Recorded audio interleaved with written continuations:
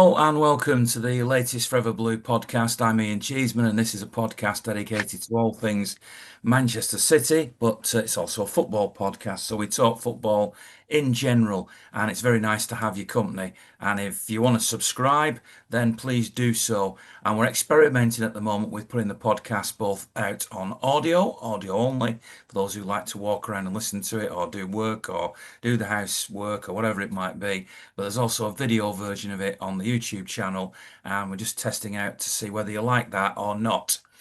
So, first of all, I just want to say a big thank you to Amar Development UK, who support the work that I do, which is very much appreciated, and M&M Artwork and Mirrors, who've also been great supporters of the stuff that I do. Now, before I introduce my guests, I have to say that last week I was very giddy after the 4-0 win at Wolves.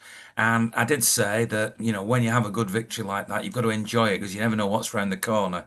And I was proven right by having that attitude because City played against Tottenham Hotspur. And we're recording this, by the way, on Saturday evening, the same day that City played against Tottenham. And it wasn't quite the same result and it wasn't quite the same performance. It was a 2-0 home defeat. And in my opinion, it was a terrible performance, actually. I'm not going to pull any punches on that. I thought City looked clueless, was second best to everything. And Tottenham, who last season won 4-0, actually didn't look probably as slick as that day. And it wasn't about counter-attacking, but they outfought City and outthought City. So that was my personal view. We'll talk about the match in detail as we come up. But let me introduce my guest first of all. First of all, somebody who has been on the podcast before. I'm very appreciative of him coming back. He is a City fan, lifelong City fan, by the way, but also a former referee.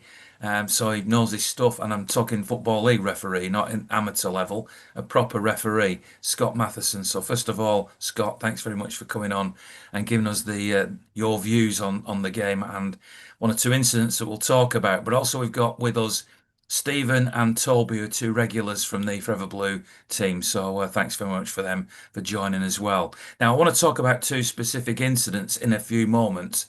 But before we do that, just ignore those if you would for the moment and tell me your thoughts on the game. Am I being unfair by saying that I thought City? Because I'm trying to think. I do some stuff now for a group called Finalysis, where I give each player marks out of 100 and do a little bit of a review. And having last week given top marks to Reinders for his performance at Wolves, this week gave him a lot lower mark and just put one word, anonymous. And I did the same thing for Cherky. Both of those players got quite big plaudits last week. I'm not just going to pick them two out. Obviously, James Trafford made a bit of a howler and looked nervous all the way through. Rico Lewis looked out of his depth to me. I could go through the whole team. So let's start with you, Toby. Give us your views on the game and whether I'm right or wrong, because it's just opinion, isn't it? You're just starting with me because you know I disagree with you. Um, no, obviously we went from last week, which was such a great start to the season. Such a great win.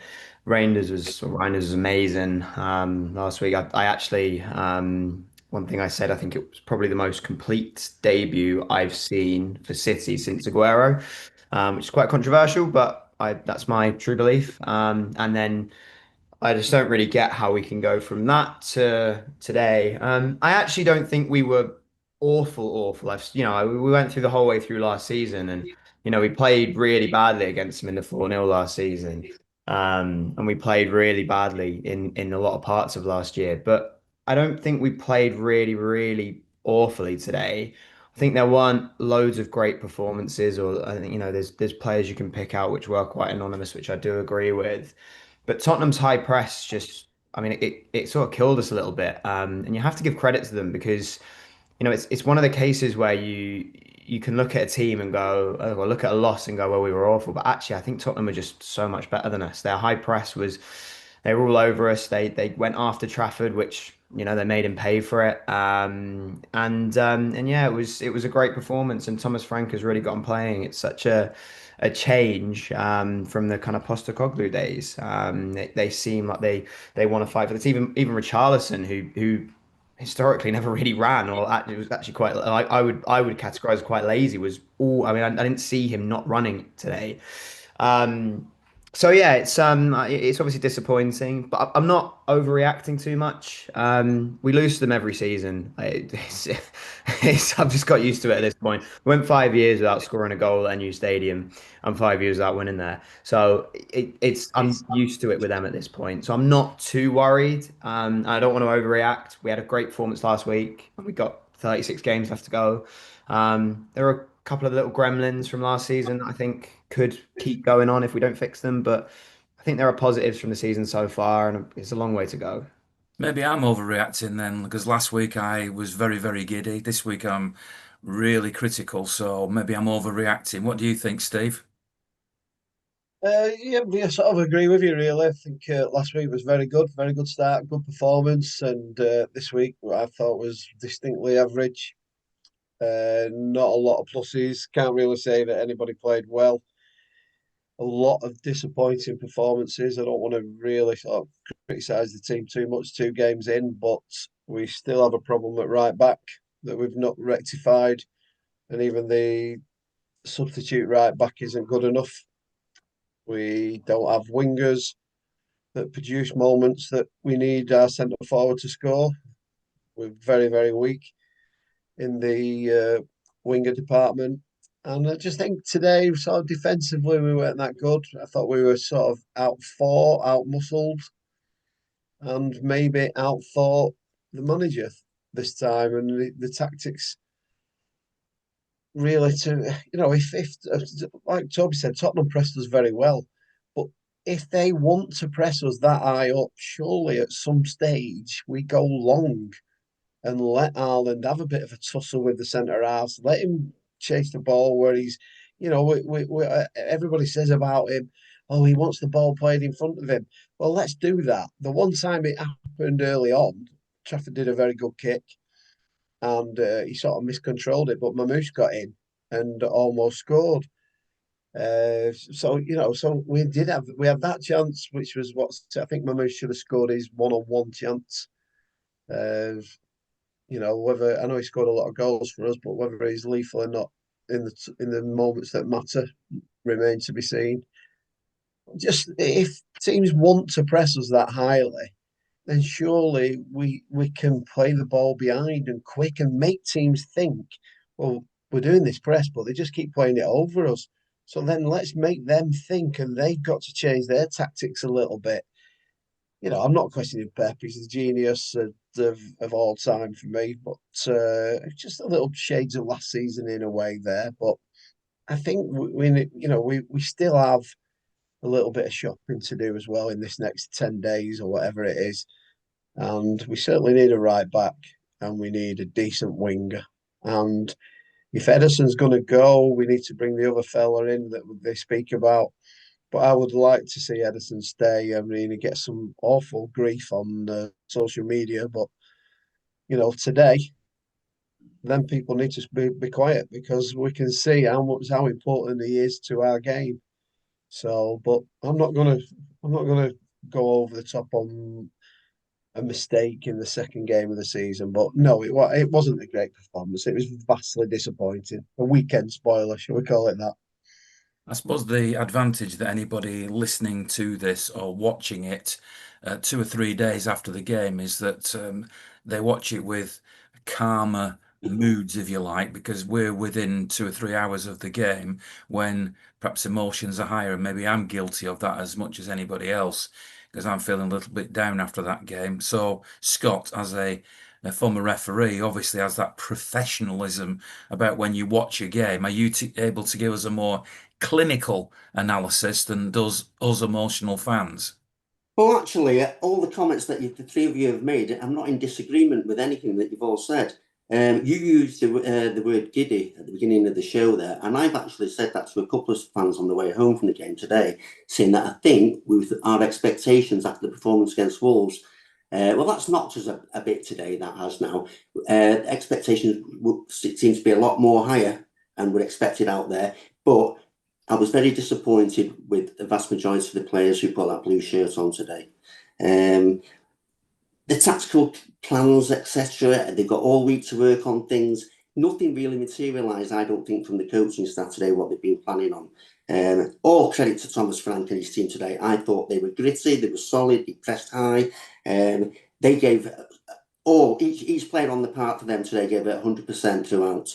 Richarlison, to begin with, the first 15 minutes wasn't at the races. He was getting quite frustrated until unfortunate injury. And I'm not knocking Ake because I love Nathan Ake and I love his performance. He's a wholehearted player, and that for him to come on in the position he did do, that didn't affect me or the team whatsoever.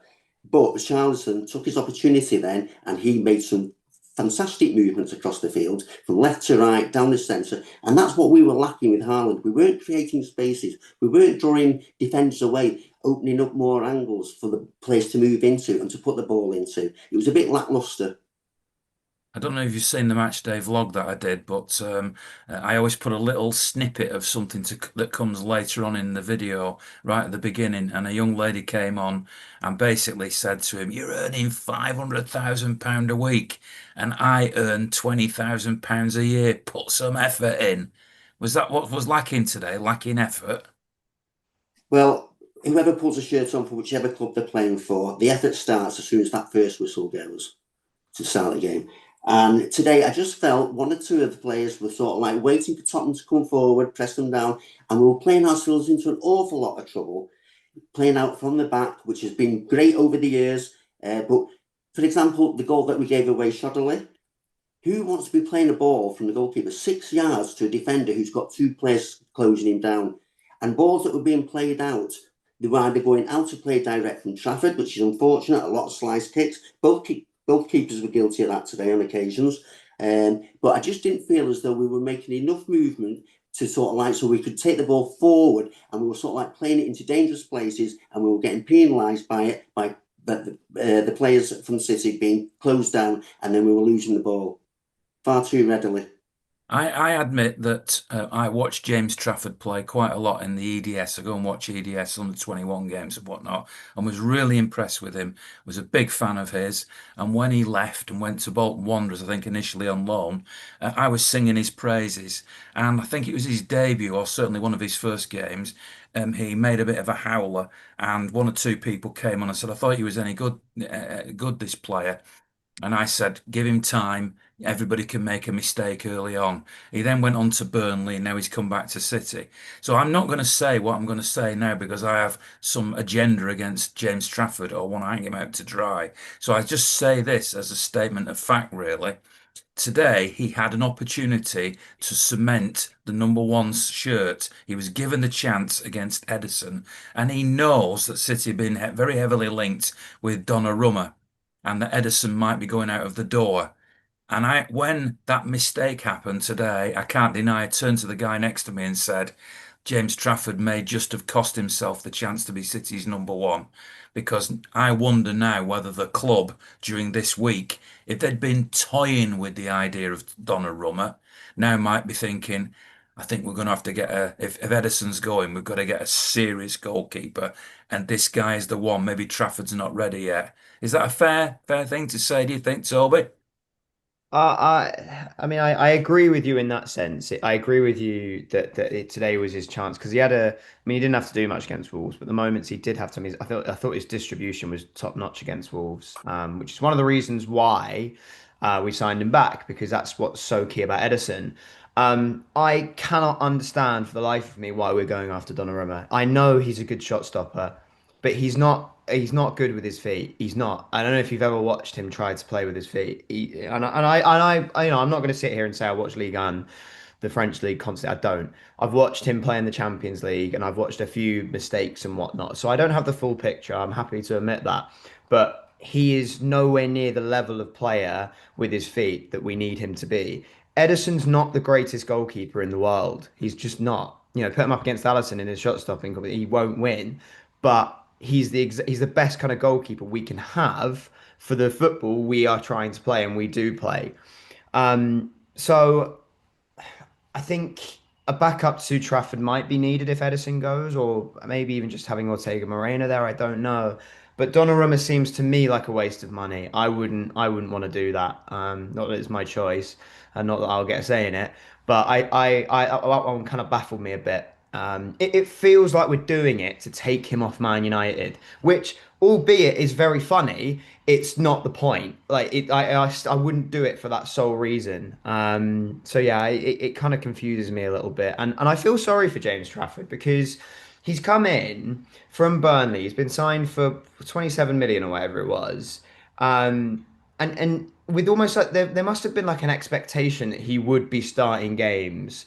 This was his chance. And then now we've gone out there and said, well, we're going to go and get Donnarumma, who is known to be one of the best shot stoppers in the world. I didn't contradict myself there, by the way, because I do think he is one of the best shot stoppers. I just don't think he is good enough. I just don't think he's suited to our style of play. But yeah, I feel a bit sorry for James Trafford. And like you say, take players time to get used to the system. And Pep's rebuilding as well. So Pep might be changing his system and his little magician stuff and how he does things. So it takes time to adapt. So I'm a little bit confused by that one. Would you be fighting, Steve, to keep Edison now even more and saying, please don't go, give us a bit of time? Would you go for Donnarumma, or do you stick with James Trafford? Or, as Toby's just suggested, Stefan Ortega, who is not a bad goalkeeper?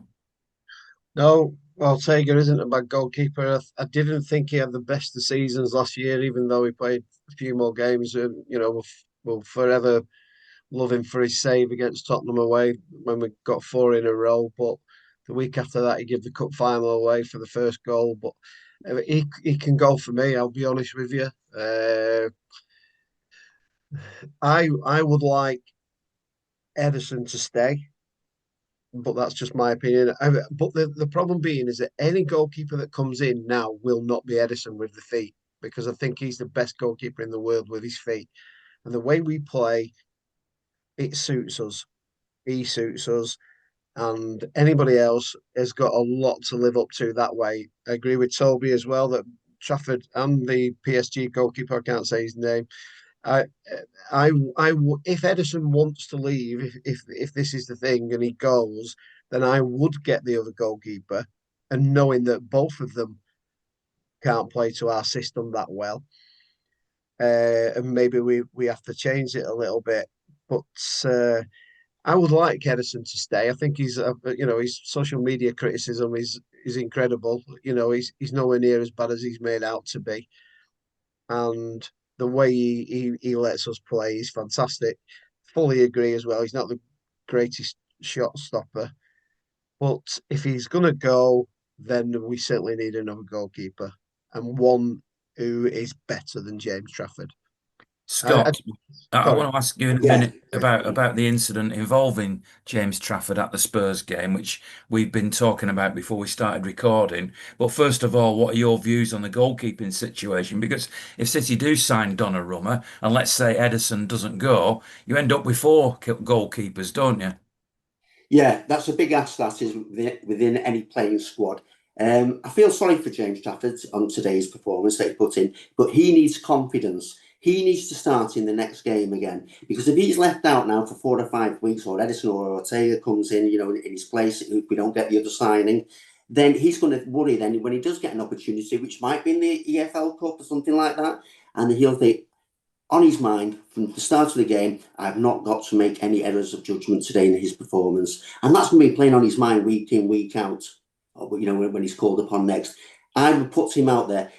You can recall everybody makes mistakes, but goalkeepers are more highlighted due to the fact that they've given a goal away, which defenders do quite easily. But I do feel sorry for today, and I would start him again as the number one on the next game. That's a very fair point that you've made there, Scott. So let me ask you now about the incident, which I know you were at the game and you saw it in real time and hadn't, by the time we got together to start recording this, seen it on video. But you have seen a version of it now on video. We've all seen the version of it on video. Just to describe it for anybody who hasn't seen it or can't picture what we're talking about, James Trafford came out outside his penalty area. Mohamed Kudus was heading towards goal, And having watched the replay, I'll try and describe it as best as I can see it, but obviously you can correct me if I'm wrong. It looked like he handled the ball outside the penalty area, as well as leading with his knee into the chest of the player who spent some time on the ground after that. So my question to you as a referee is, should James Trafford not be available for Brighton because he would have been sent off? Yeah, it's there's two incidents in that particular incident that you just described to me there. I was at the opposite end of the ground, so I couldn't get a full view on it. And looking at the referee's position as well, you've got to also note that he did handball. There was a handball offence committed outside of the penalty area, and in his forward movement, he did make contact with his raised knee into the body of the attacker coming forward. A direct free kick could have been awarded by the referee, but I would like to see the positioning yet again of the referee on that. Was he wide enough to get a side angle view on it, or was he looking straight down the barrel where he couldn't see the hand played towards off his arm to look towards the ball? And also, did he not see the contact from James Trafford on his opponent? The assistant would have been a good 40 yards away. They would have had a view on it as well. Expectations were, and from people in and around, and from what people have said after the incident, including yourself, that a red card offence could have been given for those two particular incidents.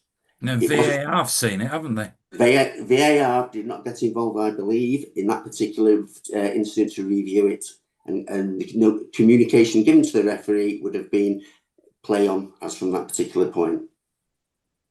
So, do you think that, I mean, I know it's hard for you to say, you've only seen a little close-up video of it, which is a bit unfair. You'll perhaps see it later on tonight. But instinctively, do you feel that enough of offence was committed to show a red card? Definitely handball offence committed, which was, I saw that particular part, but the body contact which followed through after the handball by James Trafford, that there would have been, for me, it was not a denial of an obvious goal scoring opportunity.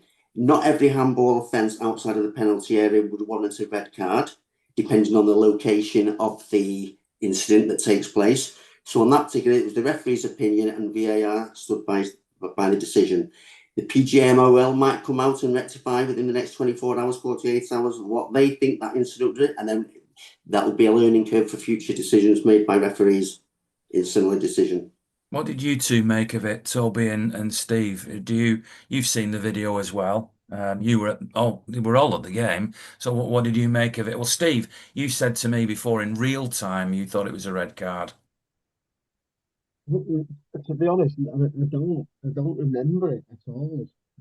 I actually thought it was down at the South Stand then in the second half, but now we've spoke about it. It was at our end, but I sit towards the North Stand end. So I've seen the video, but I think like Scott said though, a goal scoring opportunity is a couple of City defenders next to him. So I don't know without seeing it properly. I'm going to have to sit on the fence on that one. I mean, if he's handballed it, he's handballed it. But I don't know. Toby, you got a view? Yeah, I can't really sit here with an unbiased opinion. And when I sat there after the FA Cup final and complained about him, I know it's different.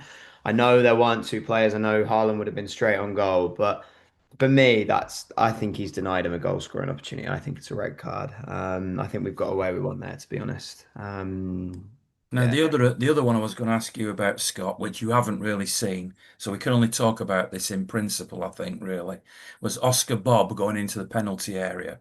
I know you've seen a still, and it does look as if the defender stood on his foot. However, the two sides of the argument is that yes, he was foul, but he played the ball in towards Erling Haaland, who then overhit his pass when he was in a really good goal scoring position, so the chance went away. Should that retrospectively have come back for a penalty, or the fact that the referee allowed play to continue because it still went to a City player and there was still a very good chance, does that rule out going back to give the penalty? Well, I don't think the referee actually thought there was an offence committed at the time, because he didn't give an arm signal to play an advantage. So he may have just thought there was a coming together of the two players involved. Now, the assistant was well judged and had a great viewing angle on that one. There may have been communication through the aides where they may have said no contact or there was contact, and they could let the next phase of play continue until the next stoppage in play, and then maybe VAR would have got involved. They would have looked. They look at all the decisions in the studio there, and they may have just relayed back to the match referee and just say no further punishment, no free kick awarded, no penalty kick, or whatever, wherever the incident took place on the field of play. I think there'll be much discussed incidents, but let's get back to the sort of general picture. Let's start with you, Toby, this time. If those incidents had been refereed differently, let's put it that way, referee, assistant referee and VAR, do you think it would have made a significant difference to the outcome of the game against Spurs? No, I think they still would have won. I mean, you know what the score was. Like, I don't know. I still think they would have beaten us. We just, yeah. I don't think it would have had a massive impact. Um, do you know what? One thing I do want to say very quickly, just relating back to James Trafford, and Edison. Something just reminded me. I don't know why. But Edison's first season, we went to Anfield away, and he kicked the ball directly to Mohamed Salah, and they beat us there. And that was the only game we lost that. Oh no, sorry, one of two games we lost in that Premier League season. He was absolutely roasted for that, and rightly so. He gave the ball away. It was his first season, but he made a mistake. And in the 7 years we've had him since, he's been incredible, and we owe him everything. So I think, like you said, I think we just got to give the guy time. And I agree with Scott that he should be played, and not don't knock his confidence. Just give the guy a bit of a pat on the back and just say you made a mistake, but it happens. Pick yourself up. You all seem to be saying, Steve, and I think you were one of them, that right back still needs to be addressed. So obviously, Mateus Nunes is one of the options. Rico Lewis at the moment is the other. Although you could argue that John Stones, I know they were playing in the three, but when Rico Lewis went forward, can and does a little bit move into that right fullback position. In fact, Akanji's played there as well, hasn't he? Well, first of all, let me ask you a direct question. Is Rico Lewis, a player for City's first team at the moment in any position, but particularly at right back? And if he isn't, then, are any of the other options, or are you fixed on having to find a new right back in the next week or so? I definitely think we should find a new right back, somebody who can play the role properly as a right back.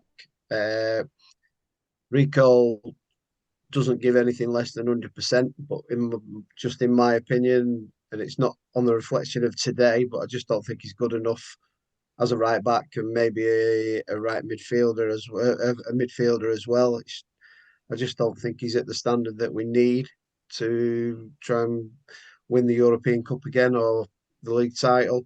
I know he was part of the treble squad, and fair play to him. He's not done a disservice to himself, but for me, he's not good enough. Nunes isn't good enough as a backup cover or a first choice right back.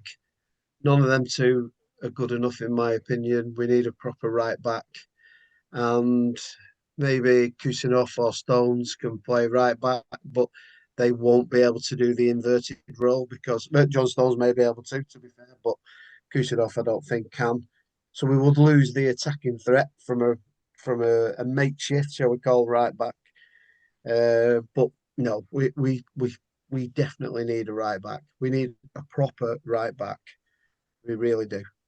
Scott, last season when City were slightly misfiring, when we did these podcasts or when I talked to fans in any form, whether it be on social media or in the vlogs that I do, there was a lot of criticism of the fact that we had an aging squad, that Gundogan was too old, that Bernardo Silva was too old, even Kevin De Bruyne was too old, and maybe Kyle Walker over 30. Today, against Tottenham, City, I believe, had the youngest side that they've had for a long, long time as their starting 11. And I looked at that team sheet and thought, I know there are rumours that Gundogan might move on to Galatasaray. But why did Gundogan and or Bernardo not start that game? Particularly because I know he only played for an hour or so, but I actually made Bernardo Silva my man of the match at Wolves, as much as Reinders, who was excellent, and probably I'm contradicting myself now. Maybe I'd have just given it to him, but Bernardo's leadership, his energy, the leading of the line, all that sort of thing, I felt was missing from City's performance today. So I was a little bit surprised that either he or Gundogan didn't play. So now it's the opposite argument. Was there too much youth in that team today and not enough experience? Well, they've all had experience playing in the Premier League, haven't they? And at higher levels of football throughout Europe. That's why we've purchased these players and brought them in. They've got the capabilities. And today I just felt as though, going back to one particular player who I admire so much, Oscar Bob, he's done ever so well and in his recovery, but he's come back. But he was isolated today and he had nobody to help come round, overlap from the right back position. Nunes is capable of doing that. And I just felt that the age gap there was very inexperienced on the right hand side. We needed a little bit more maturity on that right flank today. And it's finding that right blend. Those with the experience might not have the capabilities of putting in 90 minutes any longer through the age factor and stuff and getting knocks. And today I just felt that maybe Gundogan or Bernardo could have started. Even Foden could have started today with all the experience he's got, and we could have helped that right-hand side. I just felt the right-hand side was a little bit weak today, but we've got so much backup there in reserve. When we get the players back who I think Kovacic is outstanding. I don't think Nico is capable of filling Rodri's role. He's got great capabilities, but I don't think he's the man for that particular position in there. Another young, very person, and it is quite young, the squad that the team that we put out today. So that's going to have to be readdressed as well. We've got to mix a little bit more experience with the younger lads who are coming in for the first team football. There seems to be a lot of uncertainty about City at the moment, which will be settled within the next week or so. We don't know what the future of Edison or maybe Ortega is going to be. Savinho, we know, has been left out because it looks like he might be potentially moving away. We all can see what's happening between Newcastle and Liverpool with Isak. And, the questions that have been asked about whether if he doesn't move to Liverpool, will the Newcastle squad accept him back? So the same question could be asked about Savinho. If Savinho doesn't go, does he come back with the wrong frame of mind? Do the fans accept him back? Same with Edison. It feels to me as if Pep knows and City know that at the moment they've got too many players, and yet we're still being linked with a goalkeeper and Rodrigo at Real Madrid. So there seems to me that in the next 7, 8 days, however long it is till the window shuts, is just so crucial to the way things are going to go this season and will get rid of some of that uncertainty. Do you agree with that, Scott? Yeah, absolutely. And you just got to look now at some of the players that we have signed. Last week, everybody was mesmerised by the performances of certain individuals, and today they weren't at the races today whatsoever. Very lacklustre. I do feel as though we've just got to get that training aspect in the grounds there. You've got great coaches in Torre, etc. He did a lot of movement in that technical area today. He put more movement in than what Haaland did. When he was trying to egg the places on today, he was up and down, left and right. But what all credit to Tottenham, they put us in our place today.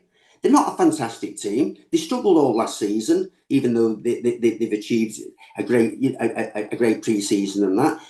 They were down there with other teams who you expect to be higher in the league. But Thomas Frank, going back to him again, who I respect so much, he's just brought Brentford across the other side of London. That's all he's done with the same tactics and that. And he made them players gel today after 2 games, and they've had a great start. We've just got to make sure from now on, leading up to the next game, that we start getting the right balance and we stop swapping around players too many times, unless it's injury proven, places like that. And all this rigmarole and all the talk and the gossip regarding this player could be leaving the Etihad, that player could be coming to the Etihad. This shouldn't be happening 2 weeks into a season. This should have all been done and dusted leading up to the pre-season that we've had. We used to have a rule, or it certainly happened for 1 or 2 seasons, I don't know how long, where all transfers had to be done by the big kickoff. And then we went back to this one where it goes 3 weeks into the season, which I personally think is ridiculous. All the business should be done by the opening day of the Premier League season. That's my view. Not just talking about City here, I'm talking about every club. At least things would be a lot more settled. Because if you put yourself in the position of I don't know, a Wolves fan or something like that, and they're thinking, who are we going to lose before the window shuts? Because they're one of the selling clubs. And it's just, I just personally don't think it's right. The other thing I'd say about where City are at the moment is that I'm not quite sure where this things will pan out, but whether Pep is in the position where he's thinking, I've got all these young players. Possibly this season is too early for them all, so I'm just going to stick with them. I'm going to stick with the Traffords. I'm going to stick with the Reinders and the Cherkis, and they'll all come together. And in the season after next, suddenly we're fantastic again. Is he doing that? Rodney Marsh came on here 2 weeks ago and said he thinks this is Pep's last season. So many questions are up in the air, aren't they? Yeah, just relating back to what you said about Rodney Marsh there. Personally, like what you just said now, do we play the youngsters now? Do we give them the whole season and then we go again next year? But who's to say that Pep's going to carry on as the position and we bring more coaching staff in and then it all reverses yet again? They might not want to work with the players that they've got at the club. They might want to bring their own individuals in. And then we're going back to square one again. And slowly but surely, we'll just filter away from the top 4 or 5 clubs that are in the Premier League at this moment in time. And we're going to have to really be strong and rebuild to go back. So we don't, a lot of it is down to Pep. Is he going to extend more than this 12 months? Because I think if we go trophyless again this year, I think this could well be his last season.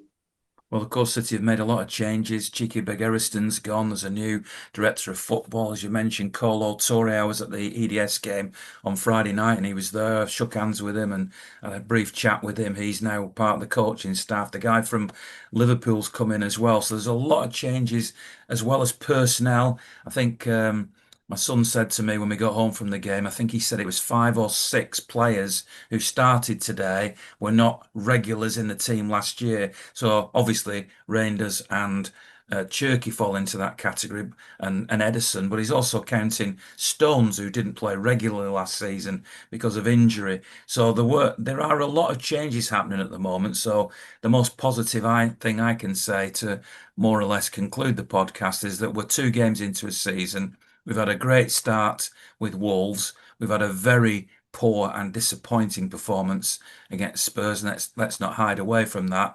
But it is only 2 games in. And I said on the podcast last week that the way I mark a season is I compare like for like. We won at Wolves last season. We won at Wolves this season. We lost at home to Tottenham last season. We've lost at home to Tottenham this season. If we go and get something at Brighton where we lost last season, we're up after 3 games. So Just that's a the positive, reminder, isn't Ian, we it? won nothing last season if you're comparing to last season. Just a Yeah, reminder. that's true. But if we were to win at Brighton, for example, we'd be 3 points ahead of last season after only 3 games. So that would be a positive that would suggest that we're going to get back into contention. And our next 3 games are games that we lost last season. Well, there you go. So let's see what happens in the next 3. Quick word then from the 3 of you just to finish off with. Brighton is next. We did lose there last season. We'll leave Scott till the end. Steve, what do you reckon? Are you going? And are you optimistic of a win? Yes, I'm going and optimistic. Yes, I'm always optimistic. You I always think, sound very optimistic, mate. yeah, it's a bit of a what's it, and I know you always call us old school, so we always have these doubts and what have you about every team that we play. I respect every team we play. I think teams in the Premier League, Bournemouth, Brentford, Brighton, so they've all improved dramatically, and they're all tough games. There's no easy games, but yes, yeah, I think we can win. I think we can win with Edison in goal. Toby? I'm going down there, yeah, next week. I love they put every season when the fixtures come out. I hope they put the South Coast away days in either August or May, because then it means there's a good chance of nice weather, and you sort of spend the day out, and it's actually quite nice instead of having it in the middle of January when it's -1 and you don't want to do anything other than go straight to the game and get straight home. Yeah, I think we'll win. I'm confident for it. I said that last time we went there. So, that's how much I'm right. I mean, that was in the middle of the run where we won one game in 13 between November and January or whenever it was last season. So I'm very much hoping that that's not, our start to this season. Remember, we do start slow every year, even in the seasons we've won, the 4 years in a row, like pretty much every single year of that, we've started slow. And Pep's doing something at the moment that he's never had to do before, which is rebuild. He's gone to Barcelona, did 4 years with one team, went to Bayern Munich, did 3 years with one team. He's pretty much had his one team all throughout City, and there was almost the expectation he was going to leave after that, and now he's rebuilding, so it's uncharted territory. So that's another thing sort of to ease the mind a little bit. But yeah, I think we'll win at Brighton next weekend. I agree. I mean, obviously, Pep's a genius, and he will not have been happy with today's performance, whatever he says publicly, because he never slates anybody publicly. And I would be very surprised if he hasn't got a new plan to play at Brighton next week. So that's my optimism. He'll play Haaland at right back to solve our problems, probably. That'll be the next one, won't it? Well, I might play him at left back the way he's playing at the moment, left back in the dressing room. Anyway, Scott, Get what do you Grealish think? back and put him at right back. You'd love that, Ian. What do you think, Scott? Well, we've got a full week now for all the coaching staff to analyse Brighton's performances to date. We can work on that, see how they were, and all at the end of the day, the endeavour and the hard work that they're putting on the training ground. Let's hope we get the dividends on the South Coast. And it's all down to the coaching staff and the players to put in the tactics that are put forward to them. Well, thanks very much to the three of you for giving me your time tonight on the podcast. I hope you as a viewer or listener have enjoyed it and will subscribe and continue to consume the Forever Blue podcast, which is brought to us by AMR Development UK and M&M Artwork and Mirrors this week. So thanks very much to them for their support. As always, I will be down on the South Coast next Sunday. As I say, we're recording this on Saturday evening, and who knows what will happen during the week and what we'll be talking about. For a start, there'll be the Champions League draw, so we'll know who the 4 at home and 4 away is. The League Cup draw will be made for the third round when City come in this week. So, and there'll be a few transfers in and out, so things will be a lot different by this time next week. But such is life and such is football. So thanks to the three of you. Thanks for you for listening and watching.